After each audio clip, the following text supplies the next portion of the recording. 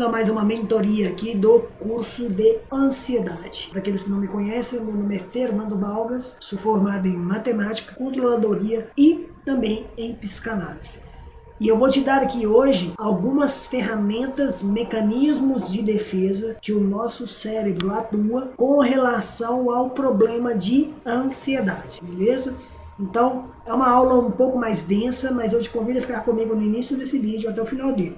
Então, vamos lá, vamos compartilhar a tela aqui com vocês. Lembrando que é o seguinte, vou pegar a caneta aqui. Lembrando que é o seguinte, conforme a gente disse na última aula, se você não viu a primeira aula, volta aí nos vídeos que você vai ver. Quando você lê algum conhecimento, você tem 10% de conhecimento. Quando você ouve, você tem 20%. Quando você olha algumas figuras, você tem 30% de conhecimento. Quando você assiste filme, alguma coisa, alguma demonstração, você tem 50%. Tudo isso é atividade passiva. Agora, quando você diz o que você está fazendo e faz o que você está fazendo, você tem 90% de conhecimento, ou seja, seu nível de conhecimento vai de um nível passivo para um nível ativo. Então, se você quer ter conhecimento para poder resolver o seu problema de ansiedade, só depende de você. Então, vamos lá, continuando. Galera, ansiedade aqui, parte 2. Vou pegar, mudar a cor aqui. Isso aqui é o seguinte, o nosso cérebro, de acordo com a segunda tópica de Freud, ele fala que o nosso cérebro, o nosso modo de pensar, a nossa mente, é como se fosse esse iceberg. Só que nesse iceberg tem algumas coisas que acontecem nele. Nós temos, vou pegar aqui para dar um zoom, nós temos princípios que norteiam a nossa vida desde a infância e também até a modalidade adulta. O que são esses princípios? Nós temos o id, o superego e o ego. O que significa cada um desses? Freud ele diz o seguinte, que o id é como se fosse a pulsão. A criança, quando ela nasce, ela não tem noção de realidade nenhuma da vida. Ela não tem noção do que é certo, do que é errado, mas ela tem noção da sua necessidade, do seu desejo. Então, Freud ele diz o seguinte, que quando uma criança nasce, ela nasce com o id, que é o seu pulsão, o seu desejo com relação à sua condição de sobrevivência.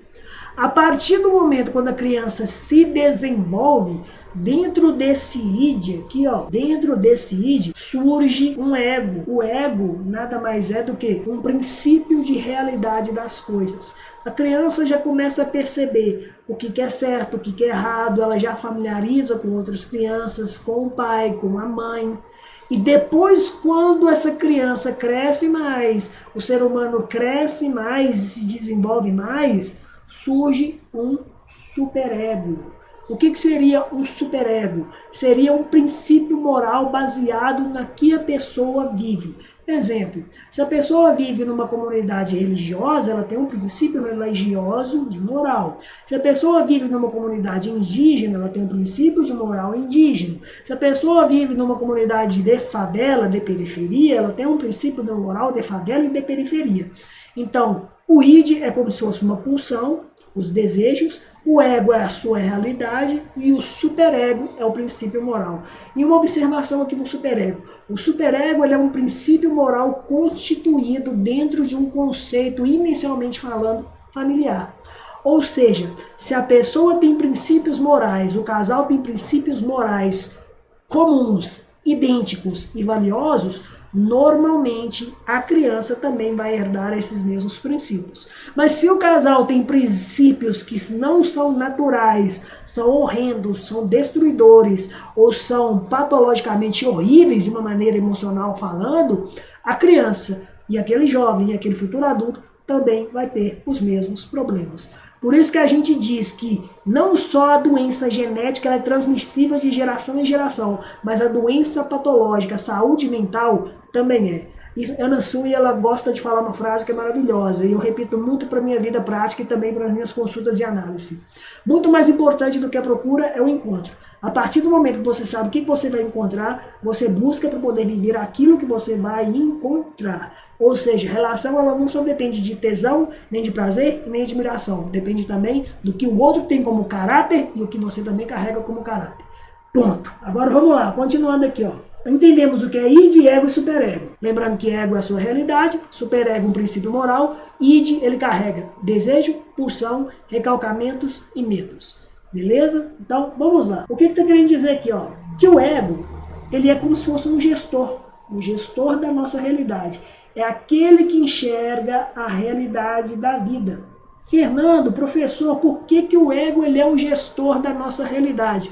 Porque, por exemplo, se nós temos uma pulsão, um desejo que vem do id, e nós temos um princípio moral que nos norteia, o ego é aquele que lida com a sua realidade baseado nesses dois princípios como um gestor.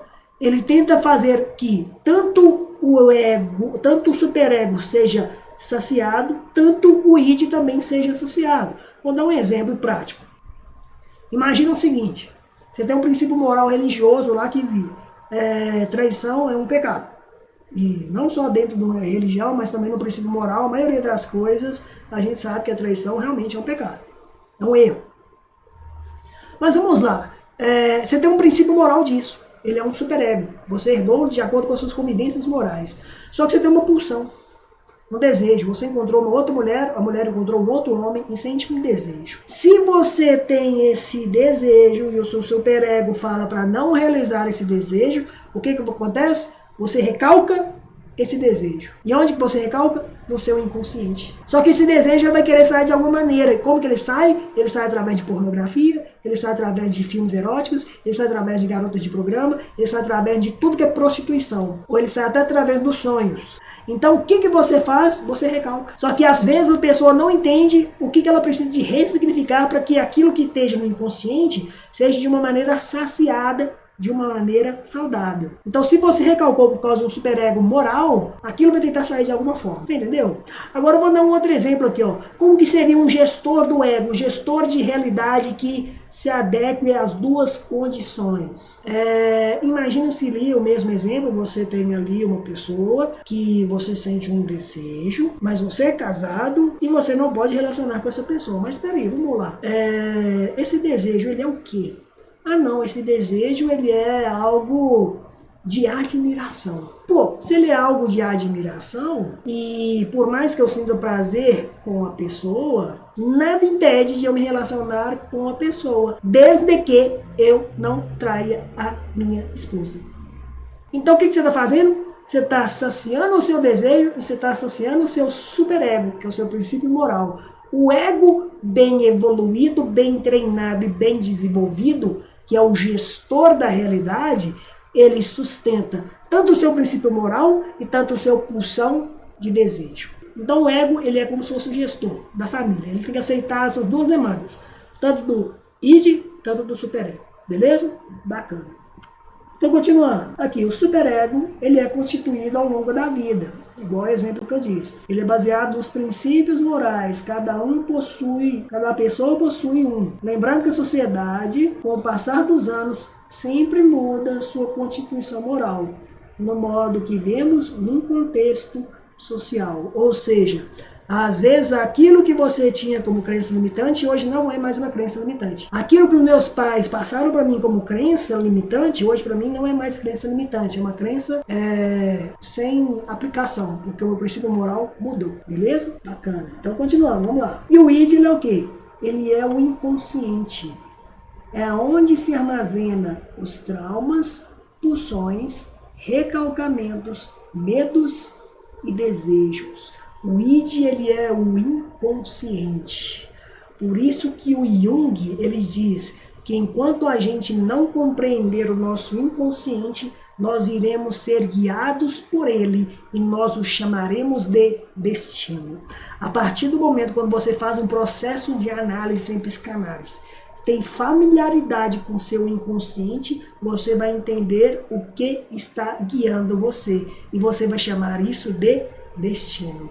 Por isso que tem muita gente que fala, eu não dou sorte no amor, eu não dou sorte no casamento, eu não dou sorte naquilo. Por que você não dá sorte naquilo? Porque você tem um padrão emocional repetitivo. E onde vem esse padrão emocional repetitivo? Vem do seu inconsciente. E o único que pode te ajudar a desvendar o inconsciente e a você reconhecer e entender você é o psicanalista. Bacana? Show. Então, agora, vamos lá. A ansiedade, ela nada mais é do que um conflito interno do inconsciente.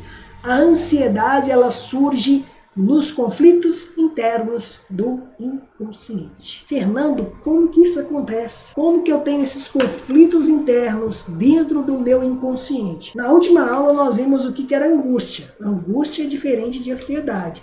Entendemos tudo sobre angústia. Você viu lá que a angústia é como eu trato o objeto, como eu trato o outro com relação ao seu desejo. Ansiedade não. Ansiedade é um conflito interno do inconsciente. Então, o que a ansiedade ela vem me falar? Ela vem me falar da seguinte forma, aqui ó.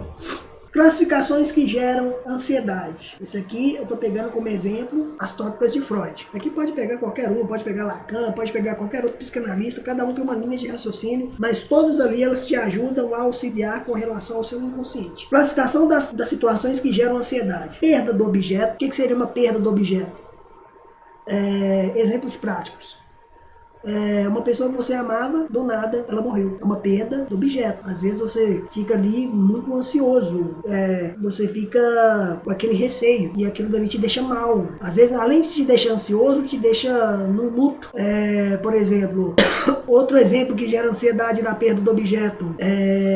Você tem um emprego que você ama, lugar que você trabalha você adora, só que você viu que está tendo um corte de gastos, e provavelmente eles estão mandando embora quem tem mais tempo, você já tem muito tempo. Aí por perder esse objeto, você fica ansioso. Um outro exemplo é, você tem uma condição de vida, você depende só dessa pessoa para viver, você é uma mulher dependente do marido, ou então o marido é dependente da mulher, e o seu relacionamento já não tá legal. Só que a pessoa ali já tá até te ameaçando em deixar, e você tem medo de perder essa qualidade de vida. Você tem medo da perda desse objeto. E isso gera o quê? Ansiedade. Então, situação que gera ansiedade, perda do objeto. Um outro exemplo, perda do amor do objeto.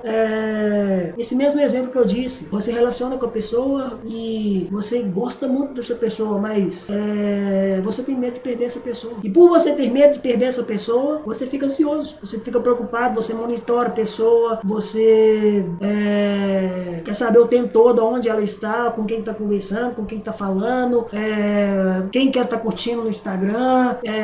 Às vezes você fica assim, cara, será que ela vai arrumar? Ou ele vai arrumar alguém melhor do que eu? Perda do amor do objeto. Você tem medo dessa perda, gera o que? Ansiedade. Ameaça de castração. O que seria essa ameaça de castração?